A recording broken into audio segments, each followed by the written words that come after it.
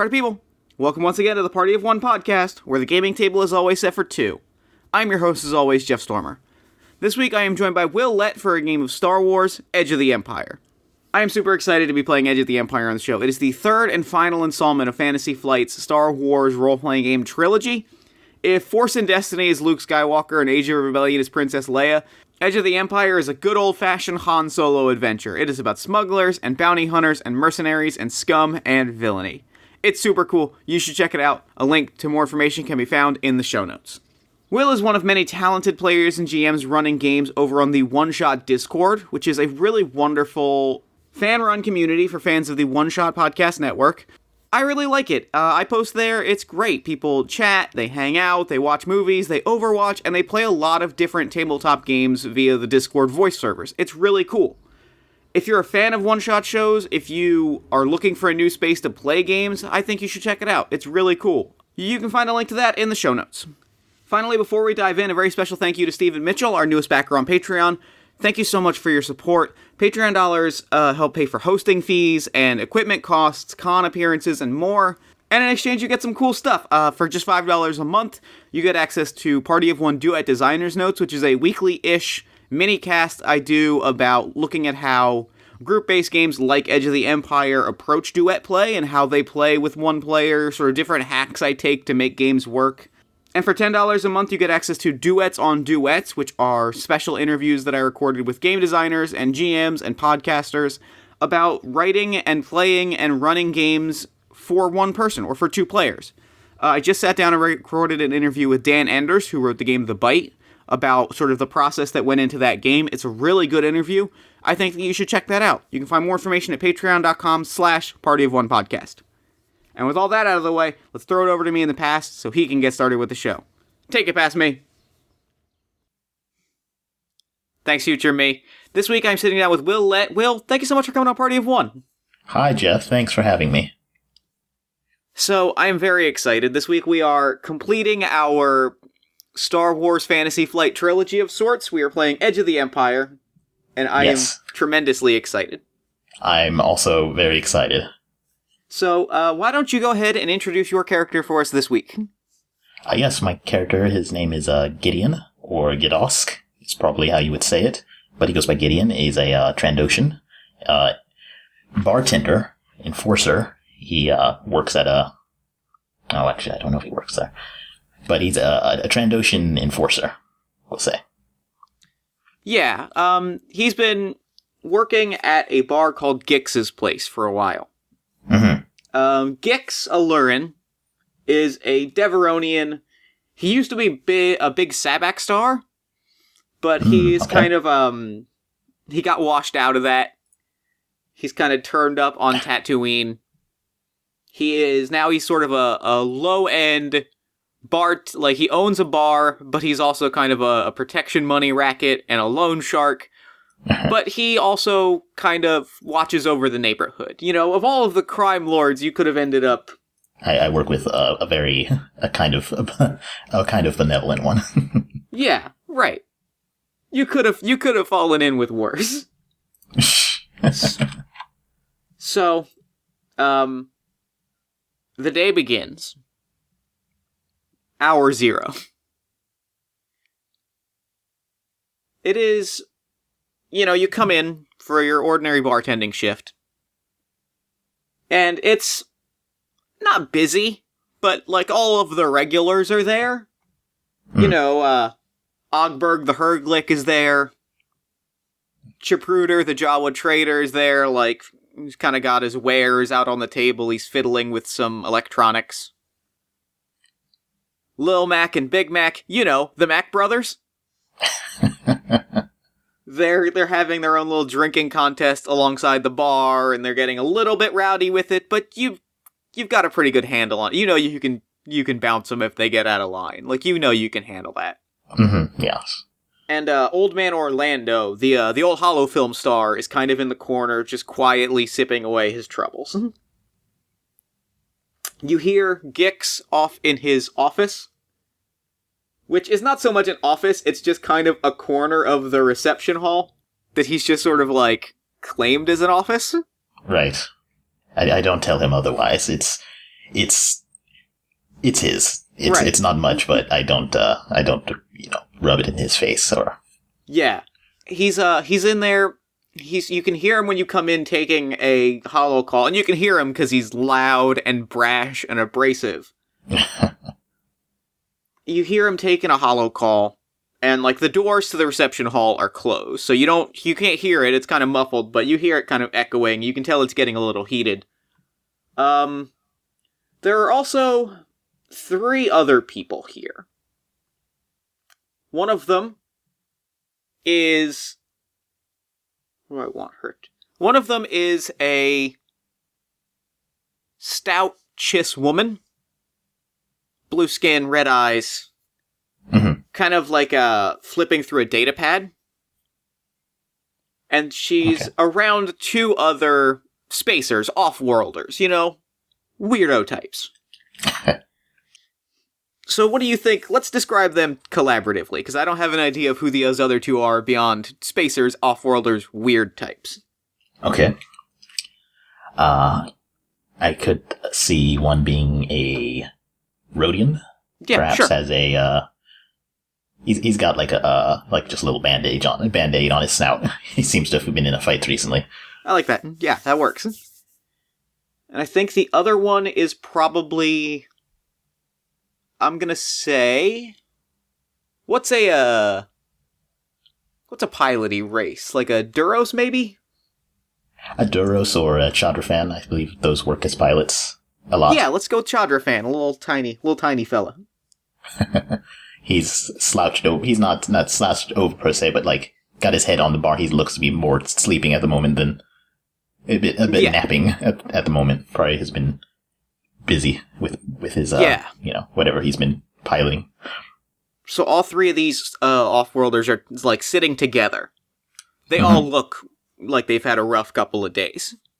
Mm-hmm. And yet the Chiss woman is still like professional, right? Like she's all Classic buttoned Chiss, up and yes. perfect. Yeah. And she's got this holodeck, and she's kind of like talking to the other 2, but they don't really seem to be paying a lot of attention to her.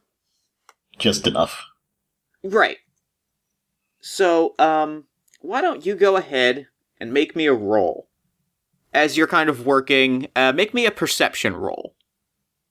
This will be difficulty 2. And that is 2 threats. Okay, great.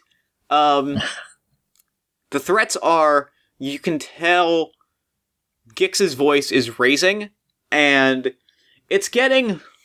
You can't tell what he's saying, but it's getting higher pitched and squeakier almost. Oh, that's not good. That's when I know things are getting very serious.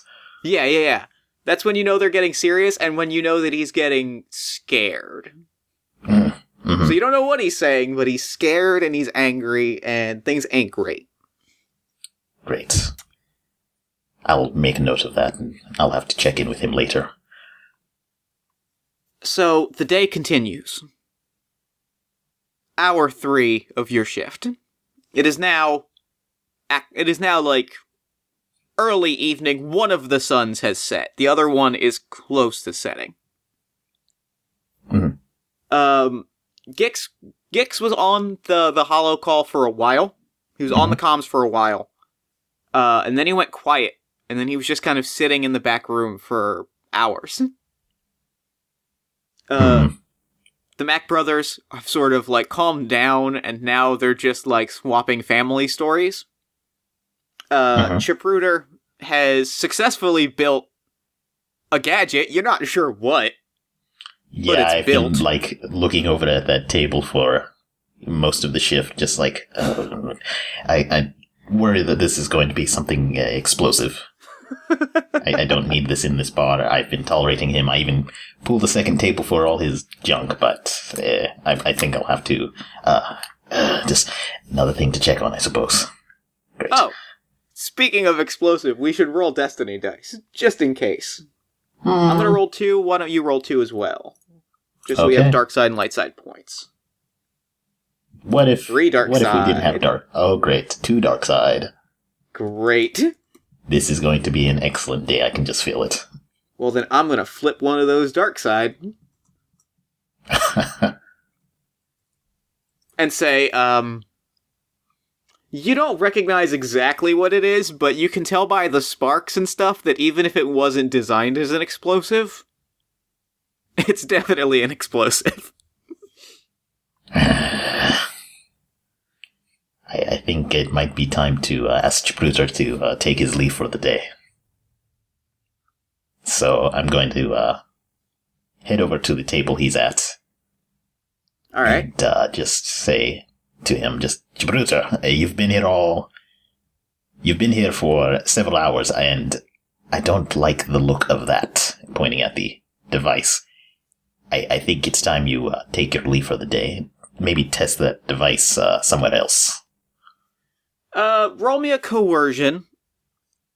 This is gonna be just a 1 difficulty, because I don't think he is eager to mess with you. That is 2 successes and 3 advantages. Okay, great. Yep, he hops down. He is kind of like, and he kind of like gathers up a bag of his things. And what I'll say the advantage is like he gathers up some of his stuff, but there's a few little like tools and things that he doesn't grab on the way out, because he kind of just like is carrying like a blanket full of gizmos, and he's just kind of like waddling out of the bar. Yeah, I help him out with some of his stuff, and that's probably why I miss some of the things he leaves behind. He's like, chattering angrily or like dissatisfied, and I'm just like saying things like yeah.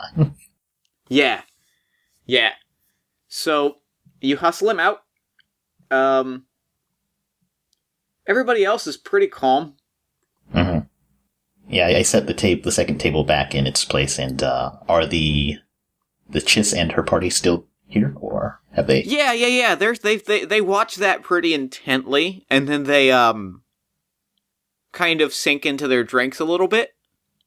Mm-hmm. Sort of like consciously being like, okay. Consciously making the decision not to make a scene and just to hang out. So they settle into their drinks.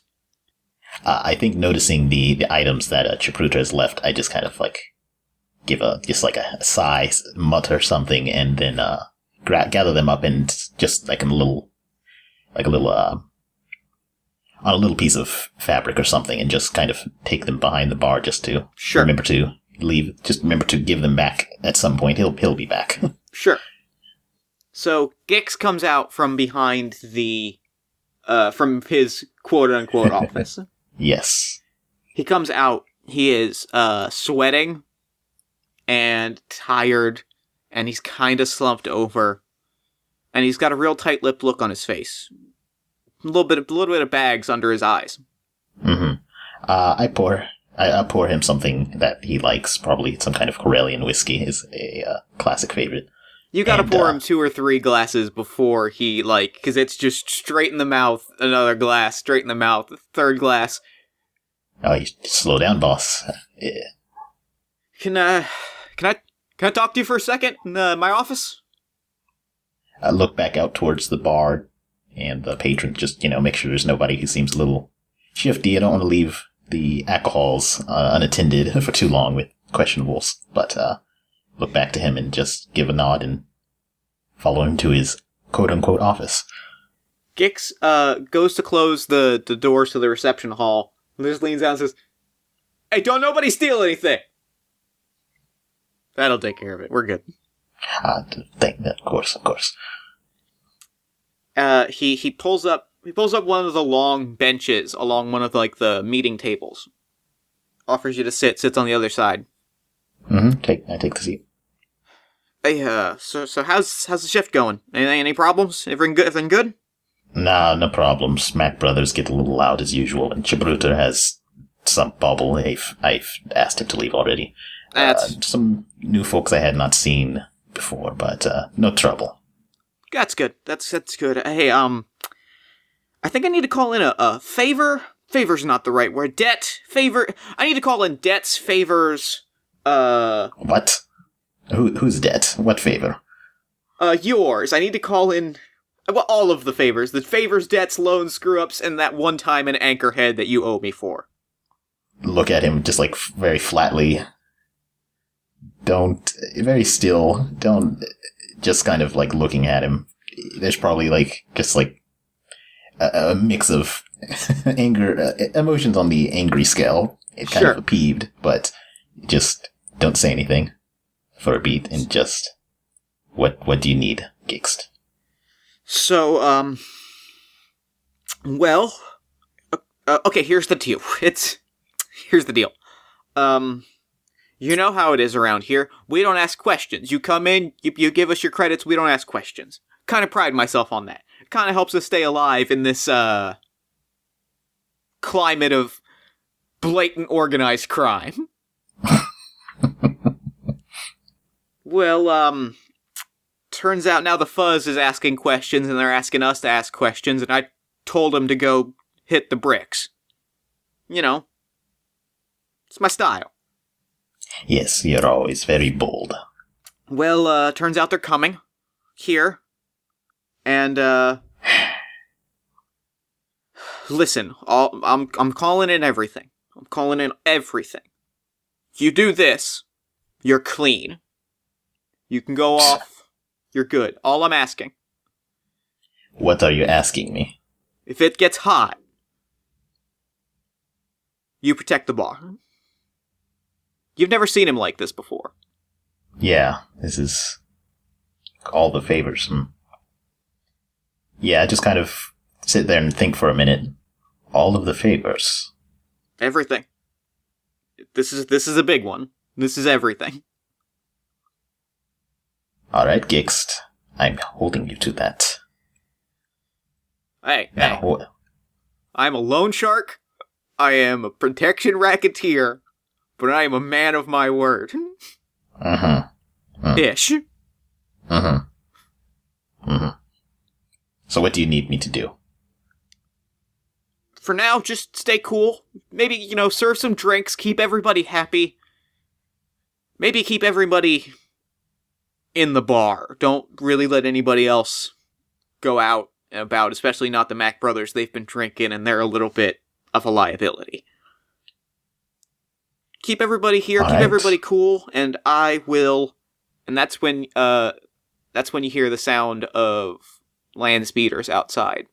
Several of them pull up from the outside of the front doors. Okay. I gotta go deal with this. Alright, you deal with that, and I will deal with everything else. Gix gets up. He kind of walks with you back to the bar. He looks around at everybody, and in a snap, he is the Gix that you've seen 1,000 times. He is the host of hosts. Salty, but friendly. And he's like, hey everybody, everybody be cool. I think that there's fuzz outside. I'm gonna take care of this. Hey, Gideon, drinks on the house, a round for everybody. He smiles, he clicks his fingers, and he walks out. Watch as he leaves, but also put on a grin and just say, you heard him. Here, I get back behind the bar and start, pouring a few drinks and getting them around. So he walks through the front coat/weapons check of the bar. Out past the front door. And for a brief second, you see something that really just doesn't seem right. You see stormtroopers outside. A few of them. You don't get a handle on how many, but a few of them. And there's what looks to be a sergeant in front of them. Sergeant is not wearing a helmet. Long blonde hair. Real chiseled chin. Yeah. These chiseled types. Door goes closed. Actually, what happens... He's at the front door. He opens the door, you see the stormtroopers outside. Gix looks back, he kind of waves you towards the front as you're pouring drinks, and he says, hey Gideon, lock the door behind me?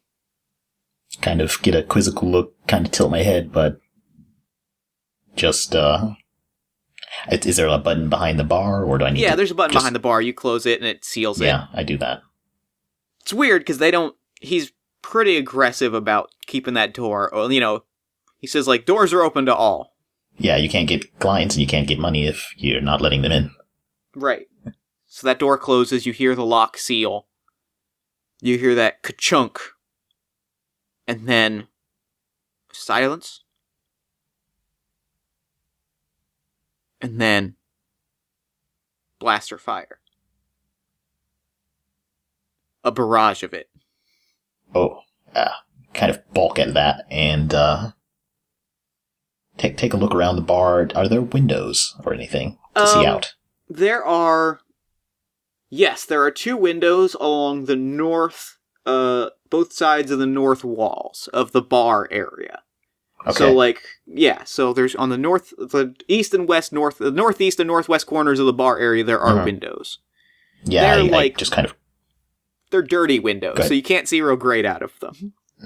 Alright, well, I'll still, hop the bar and quickly go to one of these windows and try to peer out. Well, the Imperials are out there. Smoking guns and all. And, Gix is out there. Or rather, his body's out there.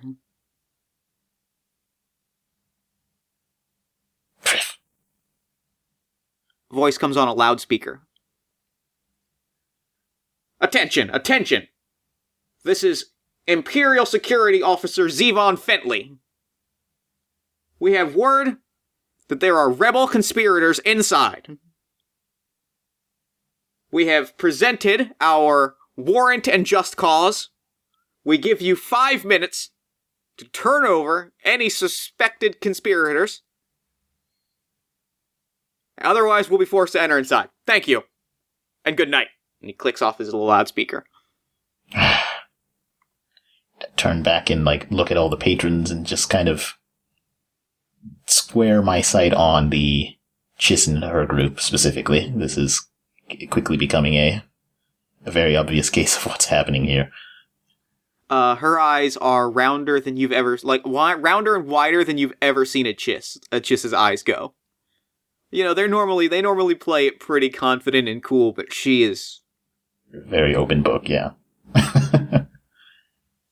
How are the other patrons, the Mac brothers and such, how are they reacting to this? I will tell you. Ogberg is, ducking under a table. And the table has kind of been lifted over his head. Aw, buddy. Lil Mac and Big Mac are kind of shoving each other, they're making a big drunken scene of what do we do? What do we do? And they're kind of shoving each other, and looks like it could turn into a fist fight, but you're not sure. They're the Mac brothers. And, yeah, great. Old Man Orlando is sitting in the corner, drinking away. Are there any other ways out of the bar, or out of the building, besides the front? Let's go over the layout of the bar. Because I've given you a little map of it, but I want to go over it for the listeners. So you can get a real handle on things. So there's the front door, which leads into the coat check / weapons check, which is 2 racks of clothing, weapons, all sorts, anything that you need to check before coming into the bar. It's Gix's way of keeping things out of trouble. There's the large bar area with about 4, maybe 2 or 3 person tables. There's the bar itself, which is in the center of the room. It's one of those circular bars. And then there's refreshers to the east and west.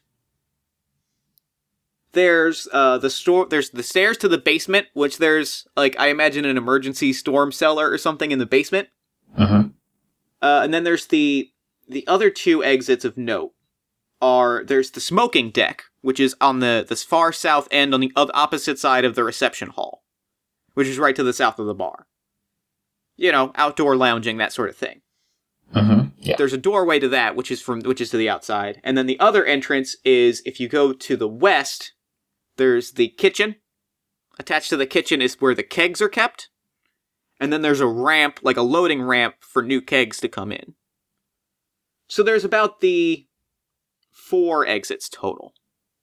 There's the storm cellar in the basement, the loading ramp for the kegs, the front door, and the smoking deck. Okay. I think first thing I say is just everyone remain calm. No more of this. I'm going to check the loading ramp. All right. And I'm going to head there and see how it looks out from there. Okay. You head over to the loading ramp. Like, you head through the kitchen, up along the kegs. Mm-hmm. You kind of peek out of the loading ramp. Make me I want to say this is going to be a stealth roll, I think, because I'm going to have you notice everything, no matter what. Yeah, give me a stealth roll. We'll call this average. That is 1 success. Okay. So you peek out without being noticed. There are about 6 stormtroopers outside, blaster rifles. There's the sergeant, there's 2 land speeders, and the sergeant is standing, hands behind his back, in that sort of, like, confident, strike a pose. And they're all kind of standing, waiting, guns at the low, ready. And they're looking towards the front door, I assume? Yeah, they're all just staring at the front door. Okay. Might not be good. That might not be the greatest place to go out, so I'll head back inside. How much more time do I have to answer his? I'll put all of that at about 3 minutes. You have about 2 minutes. Okay. Yeah, I think I head back inside and I just kind of say to the room, just yeah, right. If you've got good reason to not be here, I suggest you leave through the smoking deck. Go through the reception hall and out the smoking deck. Okay. Let's see. Lil Mac and Big Mac cannot get out of there fast enough. They are gone before you say good reason. Ogberg. I help him with the table. so hopefully he does not break it, because, Stands up, looks towards the smoking deck, looks at you and says, I don't want to leave. I like this bar. This is my bar. I mean, it's kind of whose bar it is up in the air right now. I think it's best if you leave for the day, and we'll sort out whose it is tomorrow. Now, I mean, unless you want to stay and, take some Imperial questions. He stops. He stops, and he's still scowling, still arms are crossed, and he's like, nope, not leaving. You're dealing with this, I'm dealing with this. This is our bar. This is the bar I like to drink at. Alright, I like to have you here at this bar too, so I guess this is our problem now. Orlando? Still sitting in the corner drinking. Hasn't blinked, hasn't done anything other than just head down, spirits up. Old man, did you not hear me? No, I heard you. Young man. Quite frankly, I've been debating it for about the last 5 minutes. Well, I've been debating it all day because he's not exactly a quiet man. He's been screaming about rebels and things all day. You've just got to put your ears to the floor, my boy. Come on now. You just shrug at him. I suppose that I'm staying. I used to be a holofilm star. I don't know if you've heard, but oh, you've heard a lot. Yeah, I kind of just leave it at that. I'm like, oh. But this quiet life isn't for me. I suppose I need one last fine hurrah. If you know what I mean. Well, I suppose I would prefer it not to come to firefight, but we'll see how the day goes. And the three spacers come up. Chiss woman finally comes up to you and extends a hand, and she says, "Dennison Mars, information dissemination specialist." Oh, fancy. You take her hand and just shake it. Gideon. I have no such special titles, I suppose. She kind of looks at you, she looks at the Herglick, and she looks at Orlando, and she looks at her friends, and she says, "Listen, I'm giving you..." She kind of looks out the window. "You seem to be the proprietor of this bar, or as close to a proprietor or authority figure as we've got. I am now, yeah. They're after us. I think you figured that out by now. You seem smart." Thank you. "So, here's the deal." And she looks around at everybody again. "As the proprietor, you have every right to turn us in. But, know that if you turn us in, information due for the Rebel Alliance doesn't get to the Rebel Alliance. Know that that information puts lives in danger, and who knows? You know, it might be nothing, it might be something. But that information doesn't get where it's going. But I'm not going to ask you to fight this fight. If you want, you can turn us in right now. It's your call." And all eyes, the Herglicks and Orlandos and the Spacers, come to you. And you've got about 30 seconds.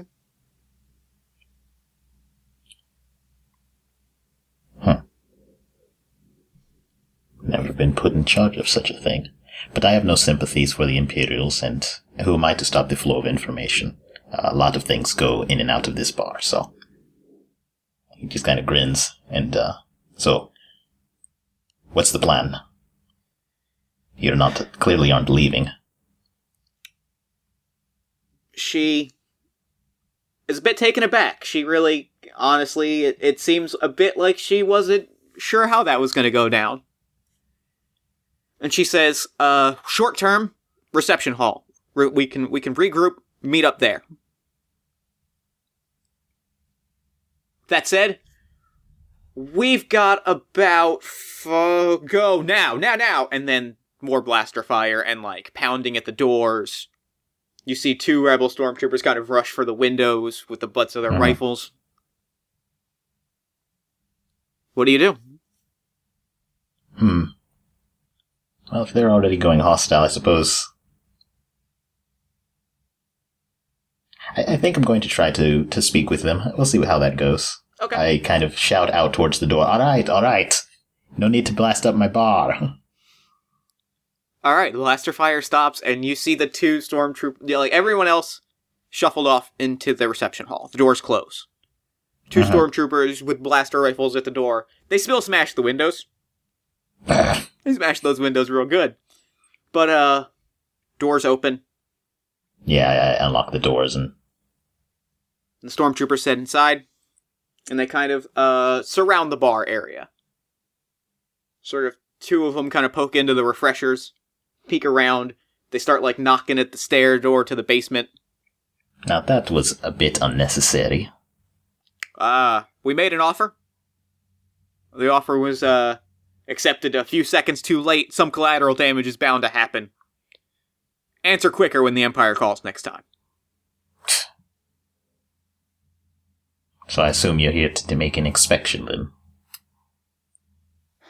No. This is no routine inspection, unfortunately. We have word to believe that, rebel conspirators are spotted in the area. He's talking and he's looking around real pointedly. You wouldn't happen to know anything about any off-worlders? Any suspicious-looking individuals? Any people that not from the neighborhood in the bar today? Kind of smirking to say, well, I always think folks look a bit suspicious, but that's just me. I've had, my regulars here. No one out of the ordinary. They're, I think, enjoying a smoke or something, so... Alright, you're free to look around. I think we'll head back. You mind, I think two of the guards go to the doors and kind of, jab at them. Doors are locked. Would you, care to unlock those doors for us? Yes, just don't make a show of it this time, huh? And walk over to the door and unlock it. All right. Let me make a roll real quick. Gonna be average difficulty. 2 greens and a yellow. So they all look to have blaster rifles? Yeah. Okay. Okay. Doors open. Mm-hmm. And things go poorly. Great. So what has happened is the doors open and the reception hall is big and open. There are view screens on sort of the top, like, right along, like, the ceiling-ish. You know, where wall meets ceiling, that corner spot. Mm-hmm. Big view screens. Uses it for sporting events and pod races and all that kind of stuff. Yeah. There are these 2 long tables, right? You know, the big benches, big picnic table looking things, the kind of things you'd see outside if it weren't on Tatooine. Both of those have been flipped over into the front. You don't see anybody, but you can get a pretty solid idea of where everyone is, yeah. The door to the smoking deck is still open, but there appears to be no one around it. Though there are a few, like, ashtrays and things knocked over from when the Mac brothers made their exit. Messy. Gonna have to clean that up later. Oh, get someone else to. I'm the proprietor now, so I don't have to do that stuff. So, Zevon turns his gun back to you. And turns his gun back to you as the Imperials sort of take, firing stances. He says, What is this? Looks like it got rowdy. Just kind of grin again.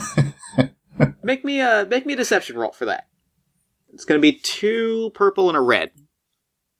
That is a wash. Alright. Well, you say that, and he chuckles. Bluffing in the face of the Empire. I can't say I don't respect you. Well, thank you. Your respect is worth a lot to me. And then he squeezes that trigger. Is he within... Like, how close is he to me? Let me see. He's in the entrance to the room, and it's about 5 feet, so... about 20 feet. Assuming you're still behind the bar and that you haven't gone out of it? I assumed I was perhaps at the door as well, because I opened it. Yeah, then probably like 5-10 feet away. Alright. Close enough.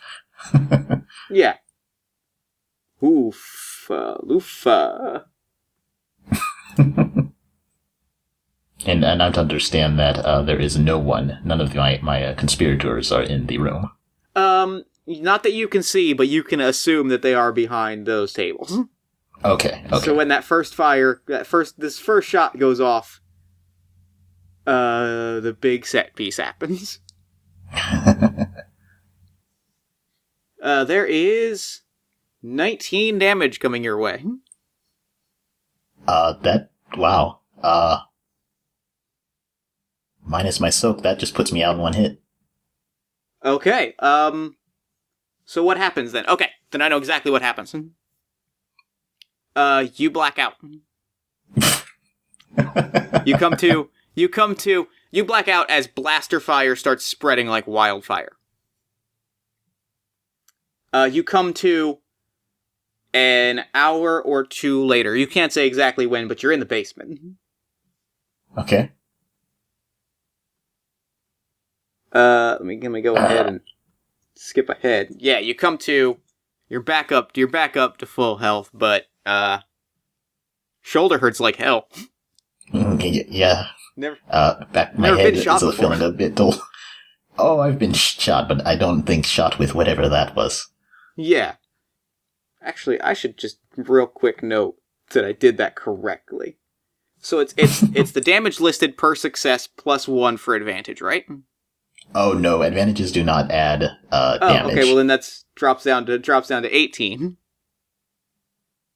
Is that still Wow. the damage listed per success, right? It's base damage plus number of successes. Oh, so well like then, if the base damage of the gun is 8, then it's 10 if it were 2 successes to the roll. that explains why that took you out in one hit. Let's reframe this scene. I was thinking like, what? Did he just hit me like a shotgun or something? So then there's 8 damage coming your way. Okay. It is a standard blaster pistol fired at you. That is kill setting. That is doable. Yeah, so he shoots you, there's 8 damage coming your way. Okay. Alright, that does a reasonable amount of a hit to me, yeah. Alright. After soak, that's 4 damage, yeah. That's not too shabby. I'm Alright. 11 of 15, then, yeah. On that note, yeah, blaster fire just starts spreading, just starts going wild. Or actually, no, because the weapons are in the front, so... Okay, then I'm going to ask you to roll me Vigilance or Cool. Okay. That is 3 successes and 3 advantages. Okay. On a Vigilance. Okay. Okay, so what happens... So, you are up first. Your move is first. There's been a blaster bolt that has come towards you. Yeah, I've taken that shot, and my shoulder hurts, and I'm rather cross with this Sergeant Chiseled, and what I'm going to do is immediately move up into an engaged range with him. Okay. And I have a talent known as Fearsome, and he will need to make a fear check, just 1 difficulty. Alright. I remember exactly how that barreling works. Towards him. That is I believe, discipline or cool. Okay. His discipline and is blues and blacks for other aspects of the situation. Okay. I'm going to give him 1 black. I'm going to give him 1 black for because he did not expect you. He kind of expected you to go down. In another universe. In another world. Each success is the amount of damage per hit. Yes. Yeah. In his mind, he shot you once, dealt you 18 damage, and you went down hard. In this world, you're still standing, and now you're running at him, so that's a black. I am going to give him a blue, though, because he's got reinforcements, but I'm going to give him a second black. No, I'm going to cancel out the black and the blue, and say it's just 1 black, because he's got reinforcements, but there are definitely people hiding behind those tables. So he's rolling his 3 green, 1 purple, 1 black. 3 successes, 2 threats. Alright. So what do you want your advantages to be here? Since he got 2 threats. I believe that works pretty good as strain. Okay, yeah, that works. He's a bit rattled. Yeah. And as soon as I am in said range of him, I just kind of running at him, got my fist pulled back, and I'm going to just strike him across the face. Okay. That's 3 successes and 2 advantages, and that is a total of... Is my... Oh, dang, this does not list my unarmed damage. I think it's just your brawn. I think unarmed. Yeah, it's brawn and a little extra because as a Trandoshan I have my claws. Right. So I can do a little more damage and crits easier. So... that is a total of 7 damage. And with my advantages, I will disorient him for 1.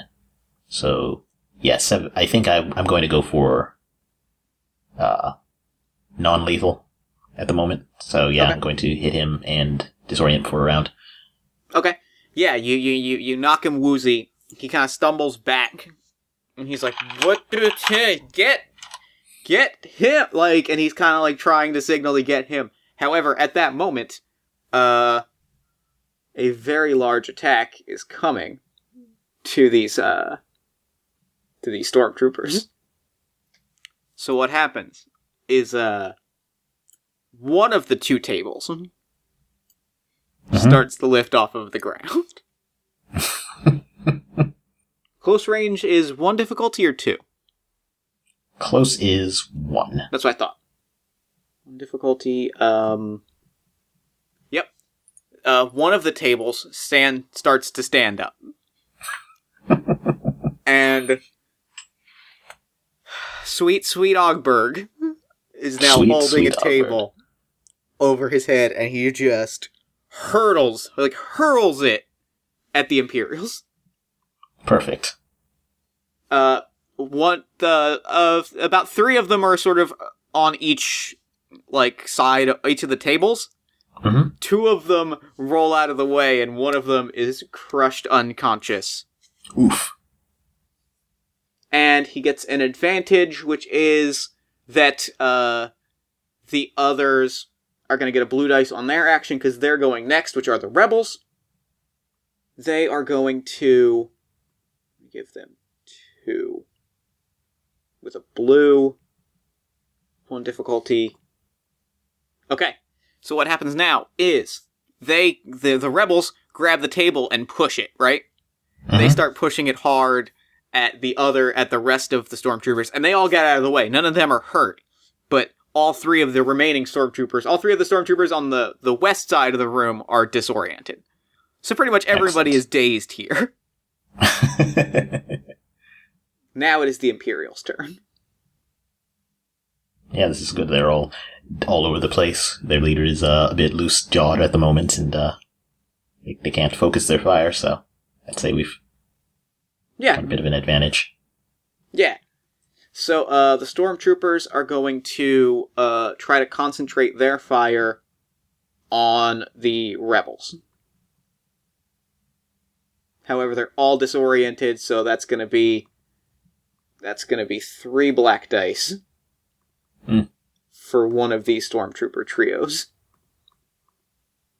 That's 1 difficulty. That is, what is their skill as a group of minions?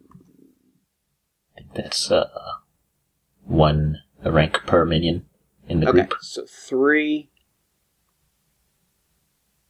Ooh, okay. 2 yellows, I think. Yeah, I think so. Oh, okay. So they start shooting fire. View screens are blowing up. There's spark everywhere. Tables are getting smashed up. But no damage. No damage still. They're firing wide. They're firing wild. Classic Stormtrooper. They're very disoriented. Fentley is going to try and just club you with his pistol. It's not the smartest thing to do, but he gets a success. I can't blame him. He gets a success. What do you want your 2 advantages to be? How about... I suppose disarming him would be nice. Like I catch his arm and get his pistol, but... That's perfect. No, that works. Alright. So, Yeah. Yeah, so what happens is you've got about,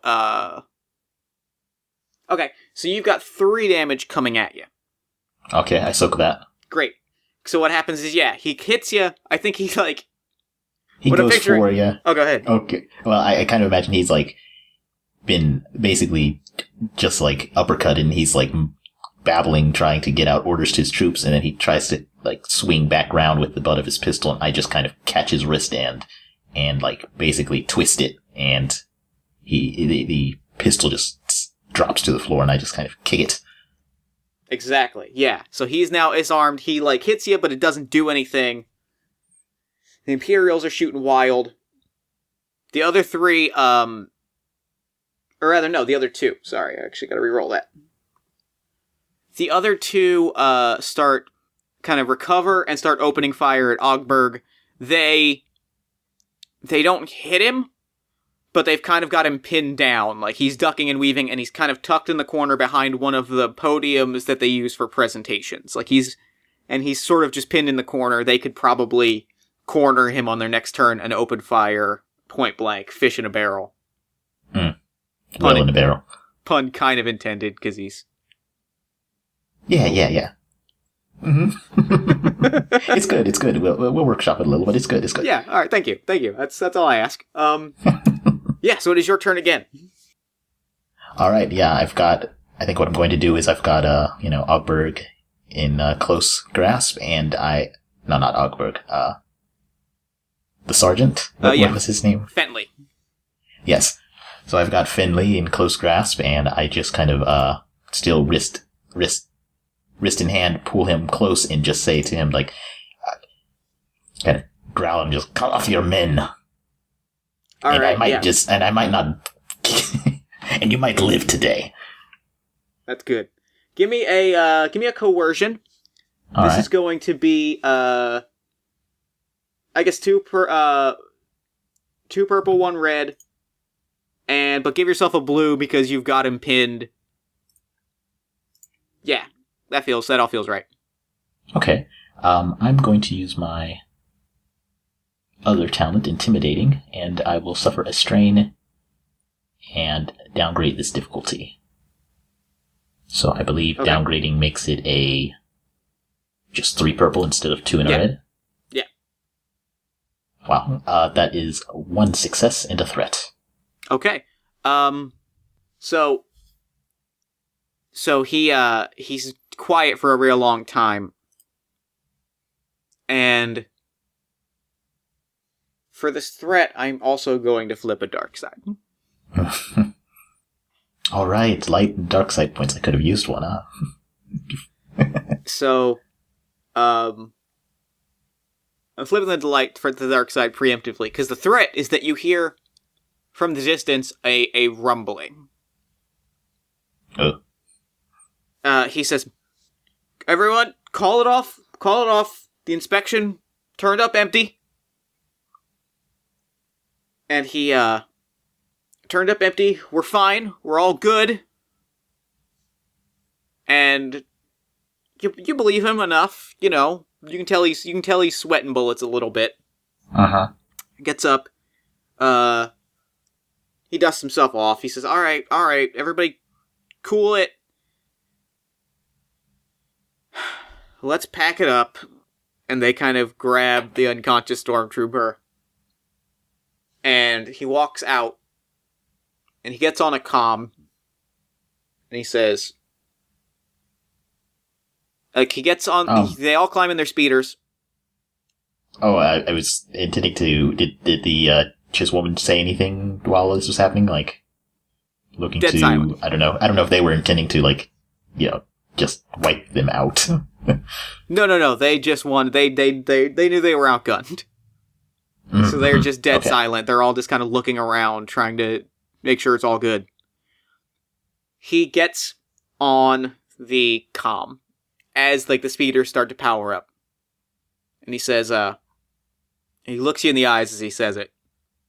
Officer down, prepare artillery fire. And then they speed off. He gives you a little wink. Great. I knew I should have... I had intended to just slam him through a table. So, you hear this rumbling getting closer, and you can see that it is a mounted, cannon-type gun. Oh yes, I'm well equipped for that. How far away is this mounted cannon? It's up the street a ways. You've got you've got a few minutes to figure out what you want to do. Maybe a minute or two before they stop, and then another minute or two before they prep E-web fire. All right. What is the blast radius of a weapon like this? Could we get on foot out of radius of that, or? Yeah, you probably could. You probably get out of the radius of that. You'd have to run. It would require a check, but you could definitely slip out. Then yeah, I yell to them to well, I probably just look to them because they probably heard. I imagine everyone heard that. I think might need to. I don't know if the whole Osberg is quick enough himself though. So I think I might A thing might be a good idea is to, yeah, I think what I say is, into the basement. Okay. Yeah, that's good. I like that. I go back over towards the bar area, grab the parts from my old little friend from earlier, and, also dash towards the basement. Okay. You dash to the basement. You hear the thump. You hear the crashing and the noises of explosion. The ground rumbles. And it's quiet after that. Like, it's a bunch of smashing noises, calamity happens. But then it's quiet. Silent for a long time. What do you do? How much time passes? How much time do you want to pass? I mean, it's quiet for as long as you're down there. Alright, I think might just wait, like...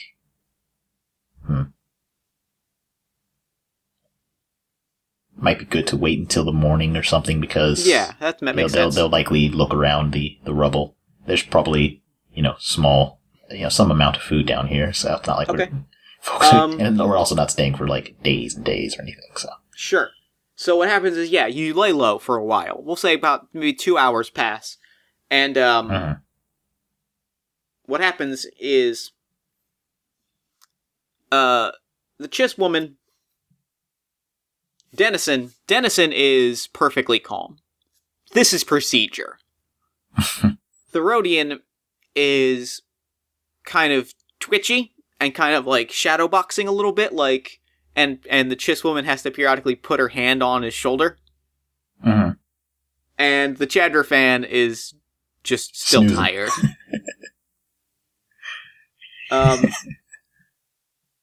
Ogberg is right by your side, still arms crossed, but not as scowly. It's just like surveying and just like standing near you and like being trusting. He's got your back. Yeah. There's no illusion. But after about 2 hours, it's pretty close to dawn. 1 hour till dawn. Jax Orlando, old man Orlando, gets real twitchy. And starts mumbling, "Down here, hiding like rats. We should be fighting like heroes." And you see him pull a vibro knife from his belt and start heading towards the stairs. What do you do? I imagine at some point I had joined the Rhodian in the shadow boxing, just kind of, putting fists up, and just eventually, that all stops. But I look to Orlando and just kind of start walking towards him and just say, "Jax, you need to stay calm. We are waiting down here because there will be no fighting like heroes here. These are overwhelming odds, and we are not heroes." Make me a roll for that. You can use whichever social type roll you want to use, but so I would probably call that a charm, I think. Yeah, I think that sounds like makes sense. I'm gonna call this 2 and a black. The black being that you've been down here a while and he's desperate. He wants to fight. If there's any blues you want to add, you can add them, but that's what you got so far. No blues I can think of. I did put a point in charm, so that's funny to me. And I'll flip. Might as well. Don't want him going out there and getting himself killed. Alright. That's 2 successes and 2 threats. Okay. Okay, perfect. We are not heroes, Jax, and this is not one of your movies. This is the real world where we are criminals and survivors. And we're not going to be doing much surviving if we put our necks out against the rebellion and against the Imperials and get ourselves killed. His shoulders slump. He nods. He says, "You're right. We're not heroes. We're no one." And he grabs a bottle off of one of the shelves and he kind of takes a swig and sits right back in the corner, just like he was. And your eyes catch the Chiss woman kind of nod a little bit. Be like, And yet the final hour passes real silently, because that was a big moment, and everybody's kind of a little down. The threat is you kind of hurt everyone's feelings. Look, I've been in this for a long time. I don't not do this for a long time with being heroic. Yeah, so the final hour passes. It is double dawn. The second sun has just risen. You come out through the basement. Uh-huh. Much of the bar is rubble. There was a mortar fired on it. But, you don't see a lot of, things moved around in there. It seems like they maybe just fired the one shot, and then Fentley got on the mic to be like, yeah, pack it up. It seems like that was more spite than, escalation. I will remember this. But, otherwise, much of, much of the bar still stands. It's just there's been a sizable amount of damage to that front wall. Uh-huh. Coat check is pretty much rubble. What about my precious bar? Bar is okay. Looks like the kegs have been. Looks like you're gonna need new kegs. Yeah, it's going to need a lot. But the bar itself seems all right. It didn't really get that far. The blast didn't get that far in, really. So, the refreshers are going to need repair, the kegs are going to need replaced. But the bar is okay. Oh, thank the Force. I go to the bar, just check, there's a little, lock on the floor, in the little, area where it's, a small box with a small little storage area and just, a bottle of scotch or some kind of Corellian something. And just kind of, level that and just got this at least.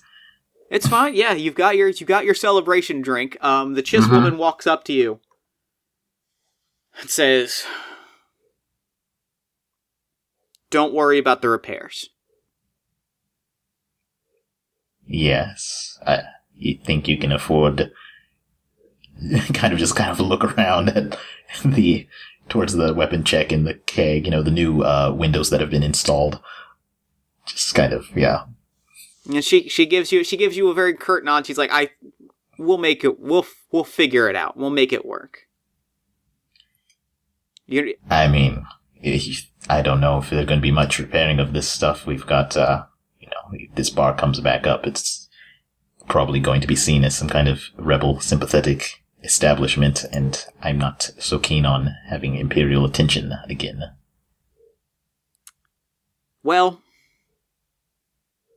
let me put it to you this way, and she looks at Ogberg, and she looks at Old Man Orlando. She says, we've got to ship a few docks down, a few stations down. I don't know where you want to end up, but wherever you do, don't worry about startup costs. If you want off planet, we can take you off planet. If you want to be on the other side of Tatooine, we can take you to the other side of Tatooine. But you saved us. You saved our lives today. And this is the least that we can do to repay. And she's like, this goes for all of you. And Orlando steps up. Well, now, tell me of this ship. Tell me of these information missions. And the Rhodian kind of throws his hand over Orlando's shoulder, and the two of them go off to talk shop. Mm-hmm. And Ogberg crosses his hands and scowls a little bit and says, I like this bar. This is the bar that I drink at. So where's the new bar gonna be? Yeah, Gideon just kind of rubbing his chin and looks towards the dawn and don't have much else I'm doing. And I've been, well, I suppose my debts with the geeks are clear. Maybe we'll set up a new shop on a new planet. I could find a new bar. Yeah? I think that sounds nice. Alright. Let's talk shop then. And, kind of say that to Dennison. Let's figure out where in the stars we're going to go. You walk through the wreckage. Mm-hmm. We pan up. We see that double sun. We see that second sun just past the surface. And that's game. That's game. Dang, that was fun. That was really good. I love that. That was great. Yes. I also am of the opinion of that was very good. Will, thank you so much for coming on Party of One. This was a blast. Thank you, Jeff. Thank you for running that. So, real quick, I always like to say, where can people find you online? There is all of one place you can find me online. I am on Twitter at Rock and Roll. That's a bit of a pun. WROKANDWROL. I'm very proud of it. Not up to too much right now. I do some occasional voice stuff, narration, voiceover. But if you're curious about that, you can just follow me on Twitter and watch the space, or DM me. I Excellent. like to chat. Yeah, excellent. So thank you so much for coming on the show. This was a blast, and I'm going to throw it over to me in the future so that he can wrap up with the show. Take it, future me. Thanks, Bass Me, and thanks again to Will for coming onto the show. That game was super, super fun. Be sure to follow Will on Twitter at Rock and Roll, that's WROK and WROL, and be sure to check out the One Shot Discord. I think it's a really good community. I think they play a lot of really interesting games, and they have a strong moderation, which I think is something that I'm really passionate about in online communities. It makes for a safe space. Check that out. You can find a link in the show notes. Speaking of plugs, you should definitely follow Party of One on Twitter at Party of One Pod, like the show on Facebook at facebook.com/Party of One Podcast. If you love the show, consider giving us a nice iTunes review, social media shout-out, or word-of-mouth recommendation. All of those things help us find new audiences, grow bigger, better, and do cooler and cooler things. If you want to hear more from me, check out All My Fantasy Children, the podcast in which Aaron Catano and I take your listener prompts and turn them into beautiful, thriving, vibrant role-playing game children. That can be found at soundcloud.com/allmyfantasychildren. Party of One is produced and edited by Jeff Stormer and Jen Frank. All music for the show comes from the song Infinite Lives by Megaran featuring the D&D Sluggers.